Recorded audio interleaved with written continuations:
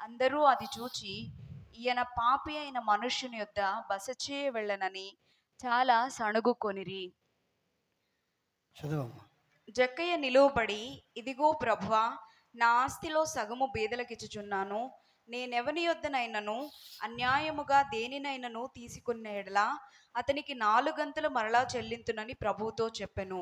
అందుకు యేసు, ఇతడును అబ్రహాము కుమారుడే, ఎందుకనగా నేడు ఈ ఇంటికి రక్షణ వచ్చి ఉన్నది.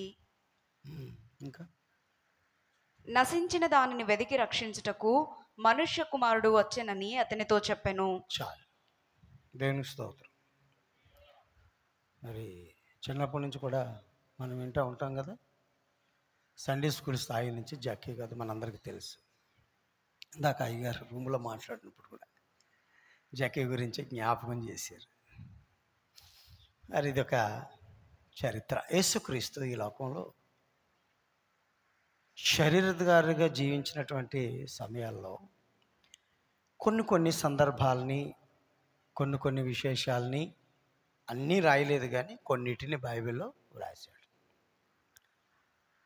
బైబిల్లో వ్రాయబడిన ప్రతివి కూడా కథలు కావు, చిన్నపిల్లలు నేర్చుకునే స్టోరీలు కావు. ప్రతి చరిత్రలో కూడా దైవ సందేశము ఉంటుంది. ఈ దైవ సందేశం అనేది ఎందుకు ఉంటుంది అని అంటే, చదువుకోవడానికి, చెప్పుకోవడానికి, వినడానికి మాత్రం కాదు. వాటిని మనం తెలుసుకొని మనం మారటానికి మాత్రమే బైబిల్ గ్రంథం అంతా ఉంది. దేవునికి స్తోత్రం. హల్లెలూయా. కనుక స్టోరీలుగా చెప్పుకోనో, కథలుగానో చెప్పుకోనో స్థితి గురించి, స్థాయి గురించి దేవుడు మనకు రాయలేదు. సండే స్కూల్ స్థాయిలో పిల్లలకి అది కథల్లాగే ఉండొచ్చు, కానీ ఎదిగిన వారికి అవి కథల్లాగా అనిపించకూడదు. దేవునికి స్తోత్రం. ఎదిగిన తర్వాత కూడా వాటిని కథల్లాగే చదువుకుంటే మనం మారవలసినటువంటి స్థితి, స్థాయిని గురించి మనం ఎంతవరకు ఆలోచన చేస్తాం, ఎంతవరకు మనం మార్పు చేసుకోగలుగుతాం. ఈరోజు జక్కయ్య గురించి మనం తెలుసుకున్నాం. జక్కయ్య తలచీను ఏసవ్వరని చూడగోరి మేడి చెట్టునెక్కే. జక్కయ్య తలచీను ఏసవ్వరని చూడగోరి మేడి చెట్టునెక్కే. యేసు నిలచెను, ప్రేమతో పిలచెను. యేసు నిలచెను, ప్రేమతో పిలచెను. యెహోవా మీకు దొరుకు కాలమిదే, యెహోవా మీకు దొరుకు కాలమిదే. ఆయనను వేదకుడి, ఆయనను వేదకుడి, నేడే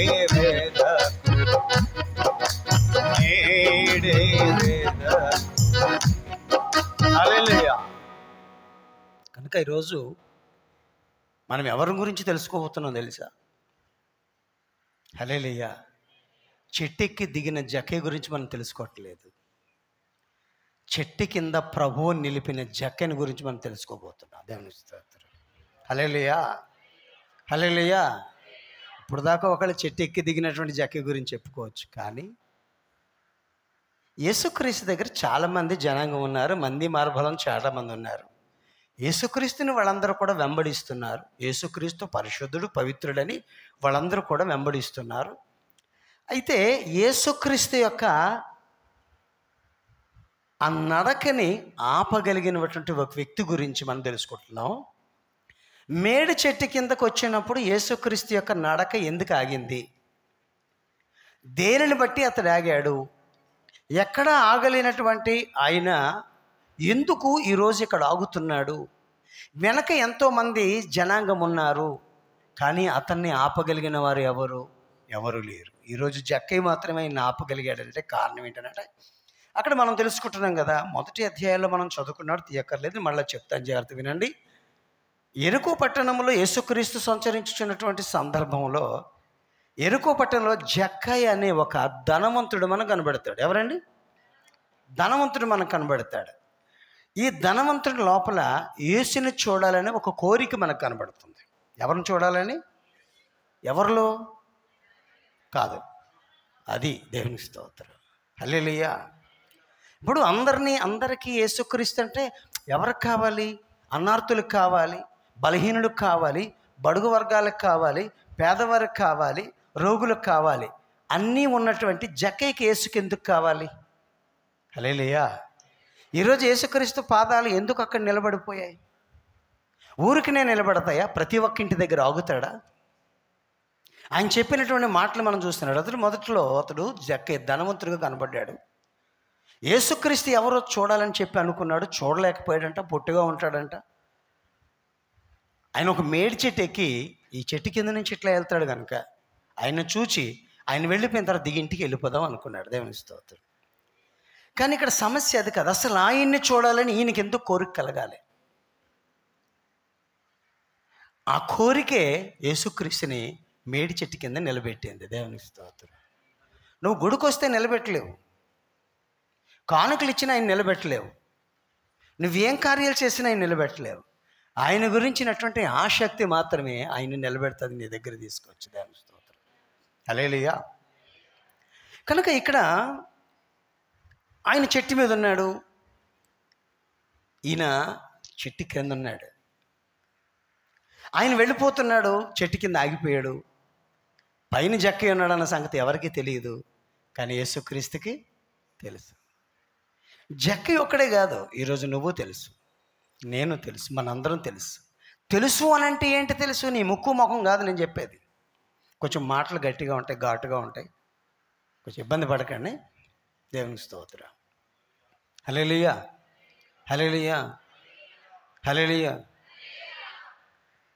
చూడండి, యేసుక్రీస్తు అంటే ఎవరు అనుకుంటున్నాం? దేవుడు అంటే ఎవరు అనుకుంటున్నాం? ప్రతి క్షణము ఆయన మనల్ని చూచి పరిశోధన చేస్తూ మన దగ్గర ఆగాల, మన దగ్గర నుంచి వెళ్ళిపోవాలా అనేది ఆయనకు బాగా తెలుసు. ఎంతమంది ఆపుకోగలుగుతున్నారు ఆయన్ని? ఈరోజు భక్తుల్లాగా చాలామంది ఉన్నారు ఆయన చుట్టూ చేరిన వారు. ఎంత భక్తుల తర్వాత చెప్తాను వాళ్ళు మీకు.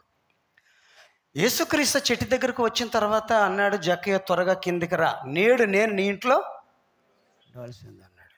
అప్పుడు ఈయన చుట్టూ ఉన్నటువంటి భక్త జనం ఏమన్నారు తెలుసా? అందరూ అది చూచి ఈయన పాపి అయిన మనుషుని ఎంట బస చేయ వెళ్ళెను అని వాళ్ళందరూ ఏమనుకుంటున్నారు? సణుగుతున్నారు. దేవునికి స్తోత్రం. వాళ్ళందరూ ఏం చేస్తున్నారు? సణుగుతున్నారు. వీళ్ళందరూ బయట సణుగుతున్నారు, పాపి అని అందరూ సణుగుతున్నారు. లోపల ఏం జరుగుతుంది? ఎప్పుడైనా చూడండి, మనం పై విషయాన్ని చూస్తాం, అంతరంగాన్ని మనం చూడాలి. మన మార్పులు పైన జరిగితే సరిపోదు, అంతరంగంలో మార్పు కలిగినటువంటిప్పుడు దేవుని పిల్లలు మనం కాగలుగుతాం. అప్పుడు వీళ్ళందరూ కూడా సణుగుతూ ఉన్నటువంటి సందర్భంలో యేసుక్రీస్తు లోపల ఒక విషయం జరుగుతుంది. ఏంటంటే జక్కయ్య నిలవబడి, దేవునికి స్తోత్రం, హల్లెలూయా, ఏమన్నాడు? 8వ వచనం చదవండి.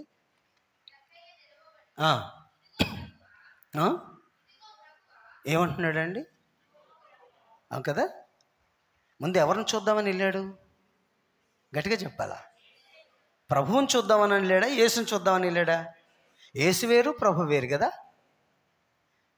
యేసు అందరికీ యేసే, కానీ అందరికీ ప్రభు కాడు. దేవునికి స్తోత్రం.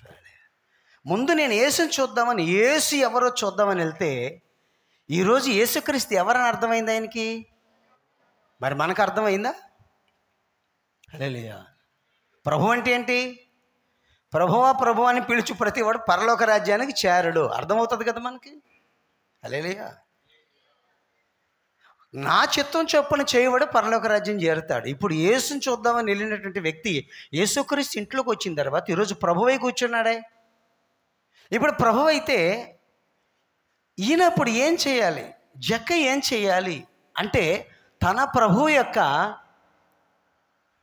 ఆజ్ఞలను, తన ప్రభువు యొక్క విధులను, తన ప్రభువు యొక్క కట్టడలను గైకొనడానికి ఇప్పుడు ప్రయత్నం చేయాలి. అలాగైతేనే ఆయన్ని మనము ప్రభువా అని పిలవాలి.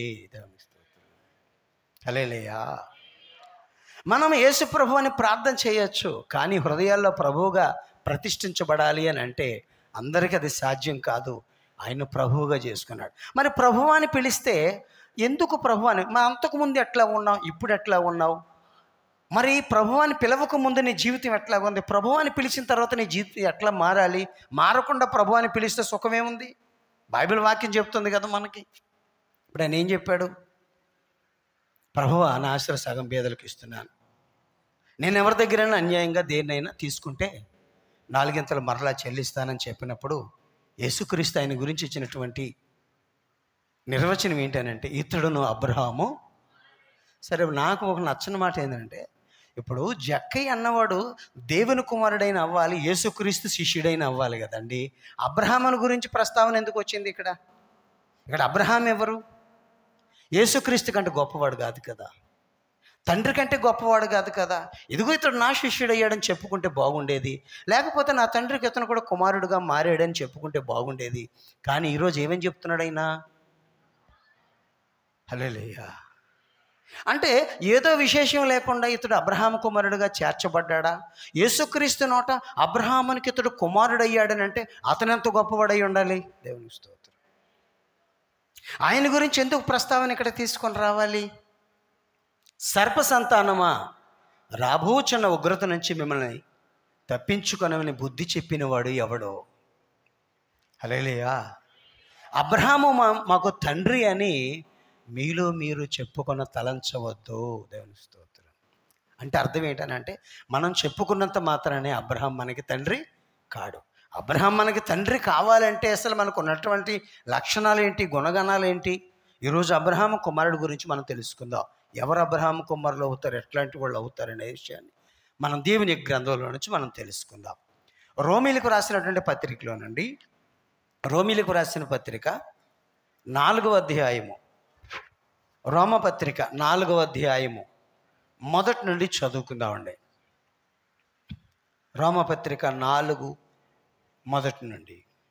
కాబట్టి శరీర విషయమై మన మూల పురుషుడగు అబ్రహాముకు అబ్రహామునకు ఏమి దొరికినని అందుము. ఒకసారి ఇక్కడ ఆగుదాం. ఇప్పుడు అబ్రహాం గురించి కదా మాట్లాడుకుంటున్నాం. మెస్పొతోమియా దేశంలోనండి, ఊరనే పట్టణంలోనండి, అతడు యేసుక్రీస్తుని తండ్రిని తెలుసుకొని యేసుక్రీస్తుని వెంబడించి వచ్చాడు. వస్తే ఏం దొరికింది? ఇప్పుడు మనకి ఈ లోకంలో జీవిస్తున్న మనం యేసుక్రీస్తులోకి వచ్చినప్పుడు లోకంలో ఉన్నదానికంటే ఘనముగా జీవించగలిగితేనే యేసుక్రీస్తులోకి వచ్చినందువలన లాభం మనకి. అందుకని యేసుక్రీస్తులో రాకమునుపు ఒక పూరు గుడిసెలో ఉన్నవాడు ఇప్పుడు డాబా ఇండ్లోకి మారాలి.